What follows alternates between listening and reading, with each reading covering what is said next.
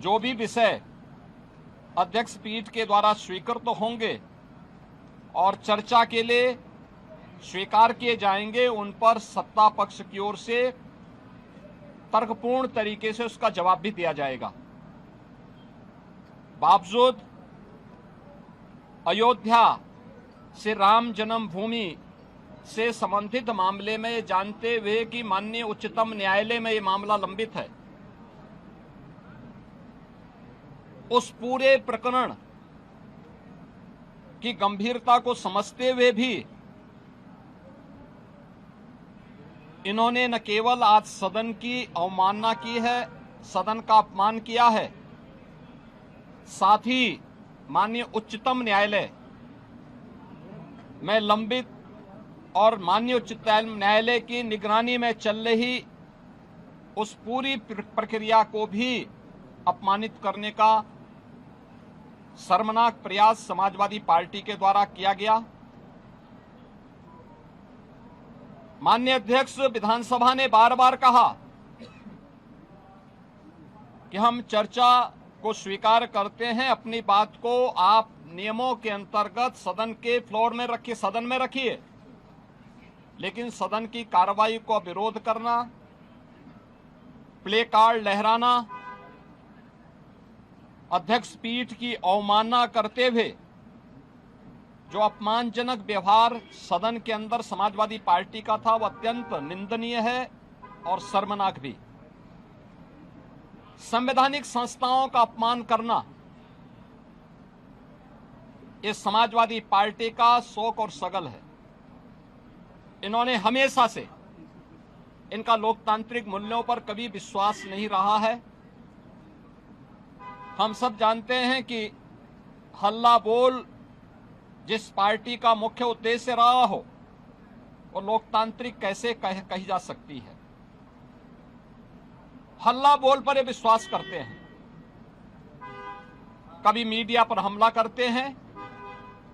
कभी संवैधानिक संस्थाओं पर हमला करते हैं। ये न्यायालय की बात को नहीं मानते, ये सदन में नियम और परनियम और परंपराओं का पालन नहीं करते, ये भारत की संवैधानिक संस्थाओं का अपमान करते हैं, कभी चुनाव आयोग का अपमान करते हैं, कभी किसी न्यायाधिकरण या न्यायालय के अधीन संचालित किसी आयोग में लंबित किसी प्रकरण में जबरन उस प्रकरण को चर्चा के लिए नहीं, लेकिन आरोप प्रत्यारोप के माध्यम से तर्कहीन मुद्दों को उठा करके इनके द्वारा माहौल में केवल नकारात्मक और भ्रामक सूचनाओं का प्रचार प्रसार करने का प्रयास होता है। समाजवादी पार्टी का और विपक्ष का यह आचरण अलोकतांत्रिक भी है और संवैधानिक भी है। संविधान निर्माताओं का और बाबा साहब भीमराव अंबेडकर की भावनाओं का अपमान भी है। मित्रों, हम सब जानते हैं अयोध्या के जिस प्रकरण में ये लोग चंदा चोरी की बात करते हैं, वहां चंदा चोरी ने चढ़ावा से जुड़े हुए एक प्रकरण का मुद्दा आया था। श्री राम जन्मभूमि तीर्थ क्षेत्र ट्रस्ट ने इस प्रकरण में 12 जून को उत्तर प्रदेश सरकार को एक पत्र लिखा कि कतिपय समाचार पत्रों और मीडिया में इस प्रकार की सूचनाएं आई हैं और हम चाहते हैं कि इस प्रकरण की एक एसआईटी बनाकर के जांच करवा दी जाए। श्री राम जन्मभूमि तीर्थ क्षेत्र ट्रस्ट माननीय उच्चतम न्यायालय के द्वारा गठित एक धर्मार्थ ट्रस्ट है। राज्य सरकार इस मामले में कोई हस्तक्षेप बिना ट्रस्ट के आग्रह पर या माननीय न्यायालय के आदेश के बगैर कोई भी निर्णय नहीं ले सकती थी। ट्रस्ट ने अपील की, अनुरोध किया, राज्य सरकार ने 13 जून को स्वयं उनके अनुरोध के क्रम में एक एसआईटी गठित कर दी। जिसमें सचिव स्तर के एक सीनियर अधिकारी को, एसआईटी का अध्यक्ष, आईजी रैंक के एक अधिकारी को उसका सदस्य और वित्तीय मामलों के विशेषज्ञ एक स्पेशल सेक्रेटरी रैंक के अधिकारी को उसका सदस्य बना करके इस एसआईटी को काम दिया गया कि वह अपनी रिपोर्ट उपलब्ध करवाएं, जिससे हम ट्रस्ट को इसके लिए आगे की कार्रवाई के लिए कह सकें। 15 जून से कार्य प्रारंभ किया। इस पूरे प्रकरण में एसआईटी ने अपनी कार्रवाई प्रारंभ की और 23 जून को उन्होंने अपनी पहली अंतरिम रिपोर्ट प्रस्तुत की। 23 जून की अपनी रिपोर्ट के बाद जो रिपोर्ट एसआईटी ने उपलब्ध करवाई, उस रिपोर्ट के क्रम में उत्तर प्रदेश सरकार ने ट्रस्ट को उसकी सिफारिशों को उपलब्ध करवाया और ट्रस्ट ने 25 जून को इस पर एफआईआर लॉन्च करवाया। अयोध्या में एफआईआर लॉन्च हुई। एफआईआर लॉन्च होने के बाद उपलब्ध साक्ष्य और प्रमाण के आधार पर कुल 8 लोग पकड़े गए, जिनमें 6 लोग चढ़ावे से जुड़ी हुई धनराशि में चोरी करते हुए या धनराशि को इधर उधर करते हुए देखे गए। उस आधार पर कार्रवाई हुई। 2 लोग इस पूरे प्रकरण में जिनकी जिम्मेदारी थी, उन लोगों को और उसके साथ जोड़ करके यह 8 लोगों की गिरफ्तारी हुई। अभी एसआईटी की जांच चल ही रही थी कि माननीय उच्चतम न्यायालय में जो योजित एक पीआईएल थी, उसके तहत उच्चतम न्यायालय ने आगे की कार्रवाई के लिए एसआईटी के पुनर्गठन के साथ ही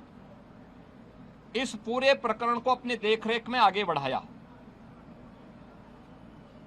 इस मामले में किसी भी साधु संत का कोई संलिप्तता प्रारंभिक जांच में एसआईटी की प्रारंभिक रिपोर्ट में कहीं भी नहीं पाया गया। 1100 से अधिक कर्मचारी श्री राम जन्मभूमि मंदिर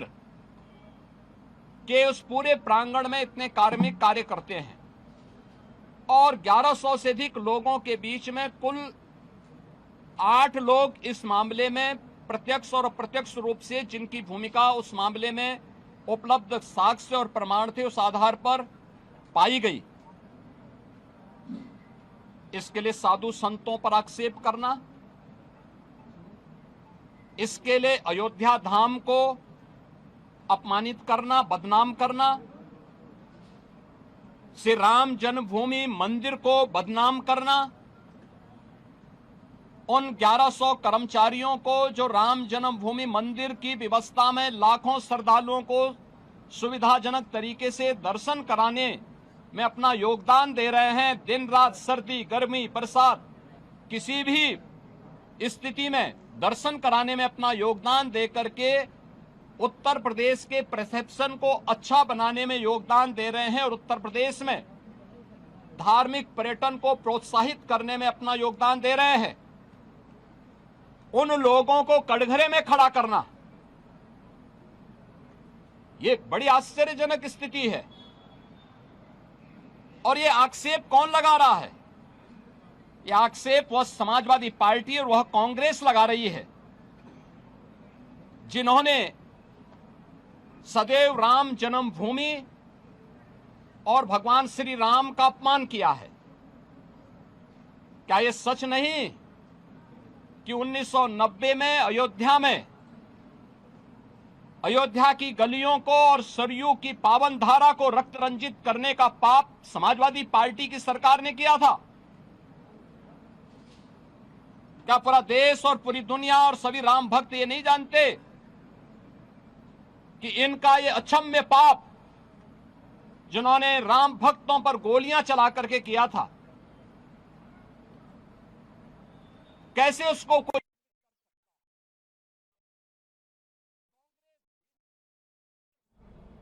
5-6 में राम सेतु प्रकरण के मुद्दे पर माननीय उच्चतम न्यायालय में अपना एफिडेविट दाखिल किया था और प्रभु श्री राम और प्रभु श्री कृष्ण के अस्तित्व पर ही प्रश्न खड़ा करके उन्हें मिथक घोषित किया था, वह कांग्रेस और यूपीए से जुड़े हुए वे दल किस मुंह से अयोध्या में आस्था की आज चर्चा करते हैं। अयोध्या के जिस चढ़ावा चोरी से जुड़े हुए प्रकरण की बात आई थी, सरकार ने गंभीरता से लिया था, क्योंकि आस्था का विषय अयोध्या है। कोटि कोटि सनातनियों की आस्था का मुद्दा था और सरकार ने उस समय भी स्पष्ट कर दिया था कि यद्यपि सरकार सीधे किसी ट्रस्ट में हाथ नहीं डालती, क्योंकि वह ट्रस्ट उत्तर प्रदेश सरकार ने गठित नहीं किया, माननीय उच्चतम न्यायालय के आदेश से वह ट्रस्ट गठित है। इसलिए इस मामले में या तो ट्रस्ट अपील करेगा या फिर माननीय उच्चतम न्यायालय कोई निर्देश देगा तो हम उस कार्रवाई को आगे बढ़ा पाएंगे। लेकिन उस सब के बावजूद इनके द्वारा राम भक्तों को अपमानित करना, भारत की सनातन आस्था पर प्रहार करना, संसद के अंदर समाजवादी पार्टी और कांग्रेस के सांसदों और नेताओं का जो आचरण रहा है, संतों के प्रति जिस प्रकार के आक्षेप वहां किए गए, ये सीधे सीधे सनातन धर्म का अपमान है। भारत के सनातन मूल्यों, आदर्शों और दुनिया के अंदर जो उसके प्रति एक अच्छी भावना बनी थी, उस भावना पर एक प्रकार का प्रहार इन दोनों के द्वारा किया जा रहा है, जिनका आचरण सदैव से सनातन विरोधी रहा है। और मुझे आश्चर्य होता है कि इन दलों के द्वारा जब भाजपा से लड़ने में विफल हैं, मैंने पहले भी कहा, इस पूरे प्रकरण में जो लोग पकड़े गए हैं इनका भारतीय जनता पार्टी या साधु संतों से कोई लेना देना नहीं। उस सबके बावजूद पूज्य संतों पर, उस सबके बावजूद सनातन धर्म पर, भारतीय जनता पार्टी पर या किसी अन्य ऐसे सांस्कृतिक और सामाजिक संगठन पर अनावश्यक कटघरे में खड़ा करके लांछन लगाना, ये पूरे सनातन के साथ साथ सत्य को दबाने, सत्य को झुठलाने का एक कुत्सित प्रयास इनके द्वारा किया जा रहा है। और इसीलिए ये लोग बहुत से भागना चाहते हैं, चर्चा से भागना चाहते हैं। ये वही लोग हैं जिन लोगों ने राम जन्मभूमि मंदिर का सदैव विरोध किया। ये वही लोग हैं जिन्होंने अयोध्या में से राम जन्मभूमि पर जब 2024 में, जनवरी 2024 में 22 जनवरी 2024 जब आदरणीय प्रधानमंत्री जी के द्वारा अयोध्या में श्री राम जन्मभूमि मंदिर में 500 वर्षों के बाद श्री राम जन्मभूमि पे प्रभु श्री राम की रामलला की प्राण प्रतिष्ठा का समारोह हो रहा था, उस कार्यक्रम में आमंत्रण के बावजूद ये लोग नहीं गए। ये लोग उन मुद्दों पर सदैव मौन बने रहे। लेकिन आज ये आस्था की बात करते हैं। जो प्रभु राम और प्रभु कृष्ण को के अस्तित्व पर प्रश्न खड़ा कर चुके हैं, वे आज आस्था की बात करते हैं। जो राम भक्तों से अयोध्या की गलियों को लौलुहान कर चुके हैं, वे आज आस्था की बात करते हैं। और इन लोगों का आचरण आश्चर्यचकित यानी आश्चर्यजनक है कि ये लोग आज आस्था की चर्चा वे लोग कर रहे हैं जो लगातार इन मुद्दों को लेकर के हिंदुओं को और भारत की सनातन परंपरा को कटघरे में खड़ा करते रहे हैं। आज सदन में इनका यह आचरण आप सबने भी देखा है, किस तरीके से अध्यक्ष पीठ की अवमानना समाजवादी पार्टी के सदस्यों के द्वारा किया गया। वे चर्चा से भागना चाहते हैं, जनता से जुड़े हुए मुद्दों पर चर्चा नहीं करना चाहते हैं, ऐसे मुद्दे पे उठा करके माहौल खराब करने का प्रयास कर रहे हैं जिन मुद्दों का सदन से लेना देना नहीं था। लेकिन फिर भी दूध का दूध और पानी का पानी हो, इसको लेकर के जब अध्यक्ष पीठ ने अपनी व्यवस्था दी तो उसको मानने को तैयार भी नहीं। वह सदन चर्चा का विषय होता है, एक संवाद होता है, समीक्षा होती है, एक परिणाम पे हम लोग पहुंचते हैं। ये लोग उन मुद्दों पे चर्चा नहीं कराना चाहते हैं, केवल माहौल खराब करके जनहित से जुड़े हुए मुद्दों को डाइल्यूट करना चाहते हैं। और इसीलिए इन्होंने पूरे सदन की कार्रवाई को भी बाधित करने का प्रयास किया। अध्यक्ष पीठ की भी अवमानना करके पूरे माहौल को तनावपूर्ण बनाने का कुत्सित प्रयास इनके द्वारा आज विधानसभा के अंदर किया गया है। मित्रों, समाजवादी पार्टी और कांग्रेस का यह आचरण उत्तर प्रदेश के साथ साथ सनातन धर्मावलंबियों का अपमान भी है, 25 करोड़ जनता के हितों पर कुठाराघात भी है।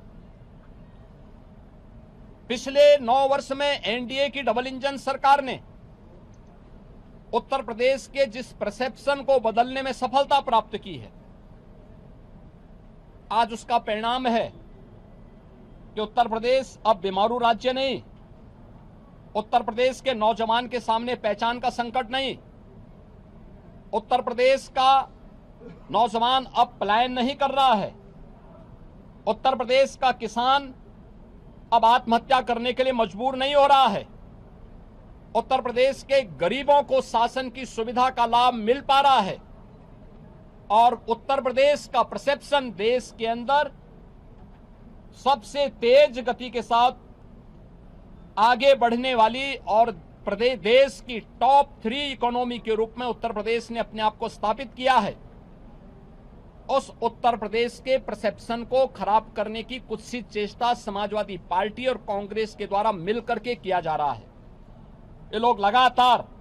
जिन्होंने यूपी के नौजवानों के सामने पहचान का संकट खड़ा किया था, जिनकी किसान विरोधी नीतियों के कारण किसान आत्महत्या करने के लिए मजबूर होता था, जिनके कारण यहां पर प्रदेश के अंदर परंपरागत उद्यम चौपट हो चुके थे, जिनकी गलत नीतियों और भ्रष्ट आचरण के कारण, गुंडागिर्दी के कारण उत्तर प्रदेश में कोई निवेश नहीं करना चाहता था और जिन लोगों ने उत्तर प्रदेश के नौजवानों के हक पर डकैती डाली थी, उत्तर प्रदेश के नौजवानों को उनकी नौकरी से वंचित किया था, वह समाजवादी पार्टी आज प्रदेश के परसेप्शन को एक बार फिर से खराब करने की कुत्सित चेष्टा कर रही है और देश के अंदर उत्तर प्रदेश की छवि को फिर से बदरंग करने का प्रयास कर रही है। हम समाजवादी पार्टी और कांग्रेस के इस आचरण की निंदा करते हैं।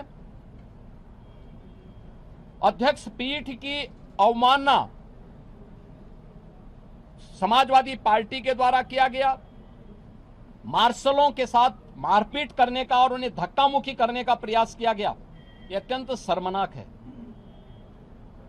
सदन के अंदर हर सदस्य के लिए आवश्यक होता है कि वह अध्यक्ष पीठ का सम्मान करे और अध्यक्ष पीठ के निर्देशों का पालन करे और कोई भी मुद्दा है वह अध्यक्ष पीठ की अनुमति से वह सदन के फ्लोर में रख सकता है, अपनी बात को वहां रख सकता है। लेकिन इन्होंने पूरे माहौल को खराब करने का प्रयास किया। समाजवादी पार्टी और कांग्रेस का यह आचरण अलोकतांत्रिक है, असंवैधानिक है, संवैधानिक मूल्यों को तार तार करने वाला है और विकास के मुद्दे पर, जनहित से जुड़े हुए मुद्दे पर, आम जन से जुड़े हुए मुद्दे पर स्वस्थ चर्चा को आगे बढ़ाने की बजाय इस मुद्दे को डाइल्यूट करके उत्तर प्रदेश की पहचान को फिर से धूमिल करने, उत्तर प्रदेश के धार्मिक पर्यटन को आगे बढ़ने के जो अवसर प्राप्त हुए हैं उन्हें खराब करने और उत्तर प्रदेश को फिर से बदनाम करने की कुत्सित चेष्टा का हिस्सा है। समाजवादी पार्टी के इस आचरण की हम निंदा करते हैं।